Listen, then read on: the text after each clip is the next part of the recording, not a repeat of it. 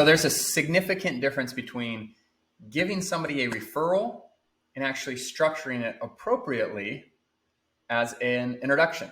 So I want to take a couple minutes to talk about that difference and the nuances between those, especially for advisors who are working with other professionals, CPAs, attorneys, enrolled agents, etc. All right, so the referral is very outdated. Personally, I never want to hear another advisor talk about a referral, looking for a referral, giving a referral, wanting a referral. We are moving away from that, and we are talking about the importance of introductions. And it's not just a slight nuance of the word, but it actually changes the way the entire relationship is structured. So let me start out by talking about the problem with referrals. First of all, it exposes everyone to more risk, whether you're the one actually giving the referral, right? Like if I send you a name and a phone number of a client saying, hey, they have a problem, or I give the client your name and your phone number and I say, hey, call CPA Sarah, I'm losing control, right? So it's exposing me to more risk. I don't necessarily know what's going on in your personal life, your business life, or anything else. I'm now out of control of the dynamic of the relationship. One of my early business mentors always taught me, control the controllables. So you want to eliminate as many variables as you can in your business. Referrals is the exact opposite of that. The other thing is you're having to manage a lot of new relationships with each individual service provider that you're referring a client to. You miss a massive opportunity to create a different experience for a client. Does that make sense? Because everybody knows how to give a referral, right? Every client is used to that. So there's no unique value proposition there for you. At best, it's just kind of like maintaining status quo. And then last is there's no leverage. And I just pulled up this little diagram here in the bottom right-hand corner of the screen. There's no leverage in the referral. What I see when I see advisors using a referral model, and then oftentimes coming to us and asking why don't CPAs refer clients back to me? Says that's a broken, outdated model to begin with. I'll talk about the solution in a moment, but this is what I see, an incredibly outdated, unleveraged model where you have the advisor or the accountant in the middle of this thing. You have hundreds of clients over here, all with their own unique goals, concerns, needs. And then you have dozens of different service providers. And you know what this makes me think of is just this clown juggling balls in the middle of a circus. It's like, how many things can I juggle at once? And how inefficient can I run my business? And how much lack of control can I experience? So what's the solution? You want to shift away from the referral. You only want to engage in appropriate introductions. How do you do that? Let me move. You can see this here. It says client behind my little video. So what you want to do is you want to form a proactive planning team. And that should primarily be made up of a financial advisor, whether it's a wealth manager or insurance agent, a CPA or tax professional, enrolled agent, and at least one support person. So that's a proactive planning team. We're coming together and we are working proactively, leveraging each other's skill sets to offer a more complete value proposition to a client. So now when a client comes to me, I at least know I have wealth management, insurance, and tax planning that I can handle internally as a team, as a proactive planning team. So that's like 75, 80% of the mass affluent and affluent clients' needs are going to be handled by, one, two, or three of those professionals plus a support person. Now, doesn't mean you need to have a legal company together. You just have a strategic partnership and arrangement. You're like-minded professionals that are looking to offer more proactive, holistic value to clients. Okay, so that's the proactive planning team. Then rather than having these dozens of relationships outside of you that you're maybe referring to once in a while, you happen to sit down next to somebody at a networking event, your other buddies, you golf with them once in a while, somebody else you went to college with, and that's who you refer business to. No. You intentionally align yourself with a virtual family office that's made up of true experts. You're talking about dozens of top professionals within the 5 areas of expertise. Now, some of these areas, you might be the expert on the team, but you got tax planning, risk mitigation, which would be your life insurance, your annuities, your property and casualty, your captive insurance companies. You got wealth management, 529s, what else? Retirement accounts, etc. You have legal services, so actually buy-sell agreements, wills, trusts, those kind of things.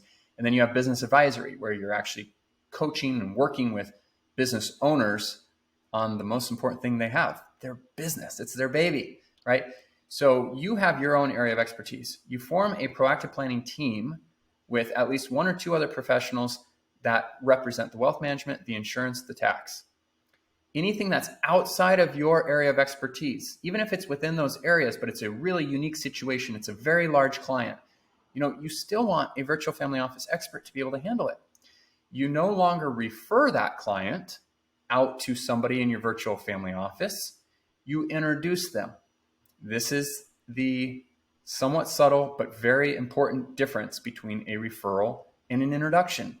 You can't really make an introduction and stay involved in the planning process unless you have a good team to begin with that understands what you're trying to build and what you're doing and what your client experience is like. Once you have that, now rather than me sending, Joe CPA, Sally's name, or me providing some name and phone number to a client and saying, why don't you call them? No. What you do is you say, I see the needs you have. My team and I are going to review this. We're going to talk to a couple experts on our virtual family office. What we're going to do is provide a little bit of education, and when you're ready, we will make the appropriate introduction. There's no obligation to move forward until you have the initial introduction. We will sit with you through that discussion because we care. And the analogy I always make to people is, go back to the dating world. Some of you are still in it. Some of you, it may have been a long time ago. But think about you're dating a new person. It's getting serious. Things are going well. You want them to meet a family member or one of your closest friends. Do you create like an email chain and say, hey, so-and-so, this is Sarah I've been dating. Hey, this is Scott, my best friend. Why don't the two of you guys take it from here? You would never do that. Or would you just provide your best friend's like name and phone number to somebody you're dating and be like, hey, why don't you call them and see if you guys get along? No, of course not. What would you do? You'd control the environment. You'd say, you know what? I'd like the two of you to meet. Why don't you come over to my house? We'll have some drinks. Or why don't we meet at so-and-so restaurant? And then when they sit down, would you be like, hey, this is Sarah, this is Scott. See you guys. No, of course not. You would sit there. You would engage in the conversation. You would help them build the relationship. Again, why? Because you care. Because you care. I hope you care about your clients, especially your best clients. And hopefully you care about the experts that you're working with, right? Because you trust and respect them. So you work together, not just through that introduction, but actually through the entire planning process. So now it's your skill set, your proactive planning team skill set, your virtual family office, all of you collaborating, sitting down at the same table, educating a client, the pros and the cons, the risks, the rewards, letting the client make an educated decision on what they want to do. And you know what happens here? You don't worry about, am I going to manage the assets? Am I going to sell the annuity or the life insurance? No. You worry about one thing. Am I solving the client's biggest problems? And if you can solve clients' biggest problems, you are bringing value. And if you are bringing value, then you are winning or earning the trust of that client. Guess what happens when you solve their biggest problems? The AUM, the insurance, it comes along for the ride. It's not even a question. If I help you address your biggest problem, whether it's estate planning, tax mitigation, business succession planning, if I help you address the biggest concern you have, I guarantee you 9 times out of 10, I'm going to win the follow-up business as well. And here's something that advisors don't understand. You can actually charge for this type of relationship. You set up client service levels. You set up appropriate pricing. So you're charging for the experience, for the analysis, for the planning, and actually whether or not they even implement the solution, you've already been appropriately compensated. So it's a dramatic shift from a referral and I'm out, good luck, stay lucky, to an introduction. Come into my ecosystem. I care about you. I care about your relationship. Now, I'm not going to work with any Sally, Joe, and Bob. I'm not going to have 1,000 clients because I can't manage that level of a relationship.